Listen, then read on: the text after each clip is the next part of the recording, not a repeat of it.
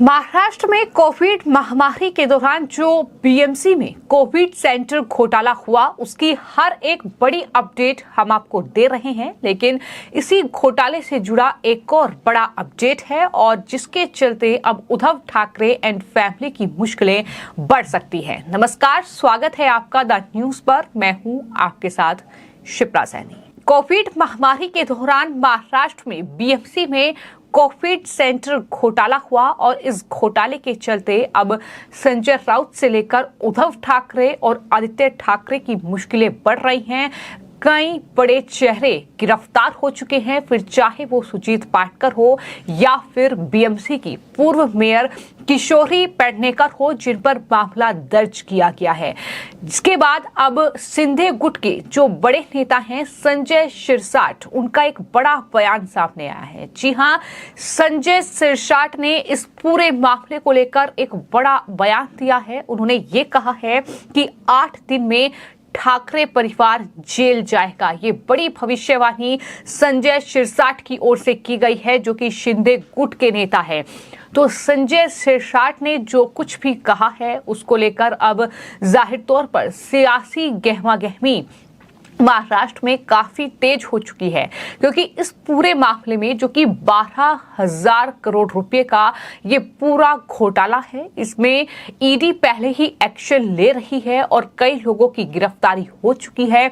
कई लोगों पर जांच लगातार जारी है, जिसमें बीएमसी की पूर्व मेयर हैं किशोरी पेडनेकर, और उनका नाम इस पूरे घोटाले में सामने आया। जिसके बाद इस पूरे मामले में एक्शन का दौर लगातार देखने को मिल रहा है। लेकिन इन सब के बीच जाहिर तौर पर अगर सरकार की ओर से कोई नेता इस तरह की भविष्यवाणी कर रहा है, यानी शिंदे जो कि एक वक्त पर उद्धव ठाकरे की ही पार्टी का हिस्सा थे, लेकिन आज वो अलग हैं और सत्ता में है जाहिर तौर पर महाराष्ट्र की, तो ऐसे में उनकी पार्टी की ओर से अब एक बड़े नेता का बयान सामने आया है और वो नेता हैं संजय शिरसाट, जिनकी ओर से ये बड़ी भविष्यवाणी की गई है कि दरअसल 8 दिन में ठाकरे परिवार जेल जाएगा। तो जाहिर तौर पर अगले 8 दिन में क्या कार्रवाई होगी, ऐसी क्या बड़ी कार्रवाई सरकार करने जा रही है या एजेंसियां करने जा रही हैं, ये कहीं ना कहीं सवाल है जो हर किसी के जहन में है। जिस कोविड सेंटर घोटाले का हम जिक्र कर रहे हैं,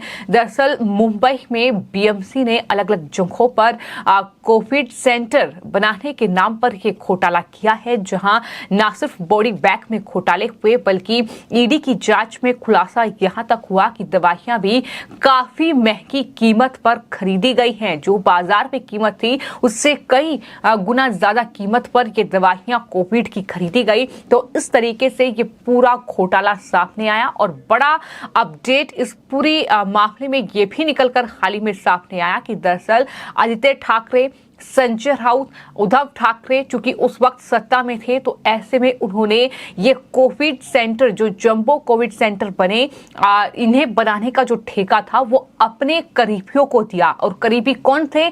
करीबी थे सुजीत पाटकर जैसे लोग, करीबी थे अलग अलग जो बिजनेसमैन थे वो, जिनकी गिरफ्तारी इस पूरे मामले में हुई है। और लगातार हम ये आपको बता रहे हैं कि किस तरीके से आने वाले वक्त में इस पूरे मामले में उद्धव ठाकरे और उनके परिवार पर भी नकेल कसी जा सकती है। और कहीं ना कहीं यही भविष्यवाणी अब संजय शिरसाट की ओर से की गई है। हालांकि उन्होंने ये कह दिया है कि अगले 8 दिन में ठाकरे परिवार जेल जाएगा, जिसमें आदित्य ठाकरे के करीबी और युवा सेना के जो नेता थे सूरज चौहान, उनका भी नाम सामने आया था और उन पर भी जो जांच थी वो दरअसल ईडी ने की है। तो ऐसे में कई ऐसे चेहरे हैं जो सीधे तौर पर उस वक्त चूंकि उद्धव ठाकरे सत्ता में थे तो उनके करीबी लोगों को कॉन्ट्रैक्ट दिया गया और यही वजह है कि ये पूरी जांच फिलहाल चल रही है। आपको ये बताते हैं कि 12,500 करोड़ रुपए का ये कोविड सेंटर घोटाला है, जिसमें एक्शन का दौर लगातार चल रहा है। किरीट सोमैया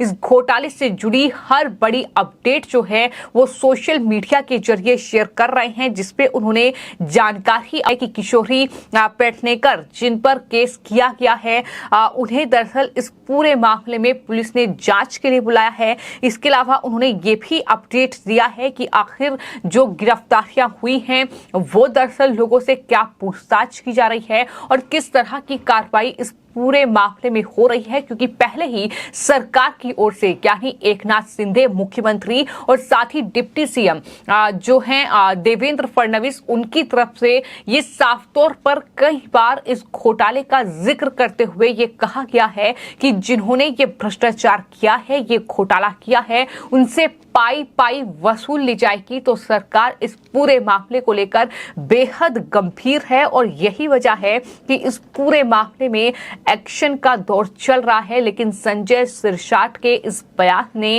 राजनीतिक गलियारों में काफी ज्यादा हलचल पैदा कर दी है, क्योंकि ईडी लगातार इस पूरे मामले में गिरफ्तारी कई लोगों की कर रही है, जांच लगातार कर रही है, छापेमारी का दौर लगातार जारी है। तो ऐसे में आने वाले 8 दिन में महाराष्ट्र में क्या कुछ बड़ा होने वाला है?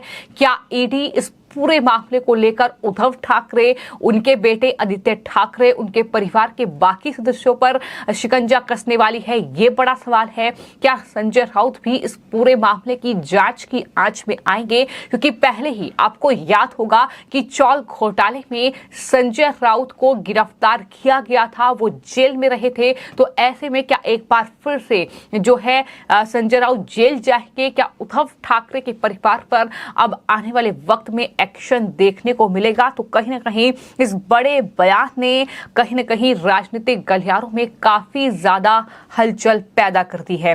तो जिस घोटाले का हम जिक्र कर रहे हैं, आपको ये बता दें कि 2000 रुपए के बॉडी बैग 6800 रुपए में खरीदने का आरोप जो है वो लगाया गया है। और ये आरोप सीधे सीधे उस वक्त जो बीएमसी की मेयर थी किशोरी पेडनेकर, उन पर ये आरोप है कि उन्होंने ही दरअसल ये घोटाला किया है। और यही वजह है कि मुंबई के अग्रीपाड़ा पुलिस स्टेशन पे उन पर एफआईआर दर्ज हुई। हाल ही में ये हमने आपको जानकारी दी थी। और उसके बाद खबर ये है कि दरअसल ये संजय सिरसाट की ओर से इस पूरे मामले में बड़ी भविष्यवाणी कर दी गई है कि अब ठाकरे परिवार के 4 सदस्यों में से एक को जेल जाना होगा, यानी जेल अब कहीं ना कहीं होगी इस पूरे घोटाले में।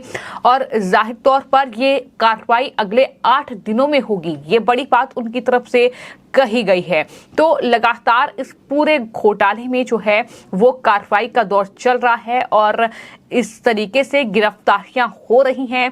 हम लगातार आपको अपडेट कर रहे हैं कि किस तरीके से जो है कहीं ना कहीं इस पूरे मामले में कौन कौन गिरफ्तार हुआ है, किस तरीके से ये पूरा घोटाला सामने आया। और पूरे मामले की अगर बात की जाए तो आपको ये बता दें कि दरअसल पूरा मामला जो है वो ये है कि रातों रात फर्जी तरीके से अपने करीबियों को कोविड सेंटर शुरू करने के लिए गलत तरीके से कॉन्ट्रैक्ट देने का ये पूरा मामला है। और कोविड सेंटर शुरू करने की ही नहीं, उसमें medical equipment, oxygen supply, injection, दवाइयां वगैरह की सप्लाई और इस्तेमाल के नाम पर फर्जी बिल बनाने और करोड़ों का घोटाला करके जो तमाम मंत्री थे, अफसर, कॉन्ट्रैक्टर्स के बीच जो है वो पैसा बांटा गया है। यानी तार सीधे सीधे जो हैं वो उस वक्त के यानी तत्काल मुख्यमंत्री उद्धव ठाकरे, उनके बेटे जो कि मंत्री थे उनकी सरकार में पर्यावरण मंत्री आदित्य ठाकरे और जाहिर तौर पर संजय राउत के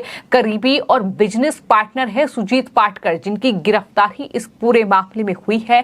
तो उनमें ये पैसा आपस में बटा है। 12,500 करोड़ रुपए का ये पूरा घोटाला है। और ऐसे लोगों को कॉन्ट्रैक्ट दिया गया है जिनका इस फील्ड में कोई अनुभव नहीं था, यानी मेडिकल के फील्ड में उनका कोई एक्सपीरियंस नहीं था। ऐसे लोगों को कॉन्ट्रैक्ट दिया गया।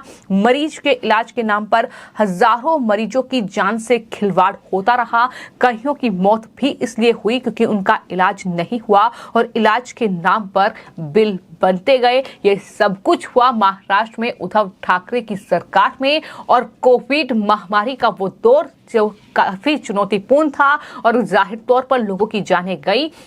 और यही वजह है कि अब कहीं ना कहीं शिकंजा जो है वो उद्धव ठाकरे एंड फैमिली पर कस सकता है। आने वाले 8 दिनों में महाराष्ट्र में क्या बड़ा राजनीतिक भूचाल आने वाला है, क्या बड़ी कार्रवाई इस पूरे घोटाले को लेकर उद्धव ठाकरे एंड फैमिली पर होगी, ये आने वाले वक्त में देखना होगा। फिलहाल आपकी इस पूरे मामले पर क्या राय है, हमें कमेंट बॉक्स में जरूर लिखें और चैनल को सब्सक्राइब करें। धन्यवाद।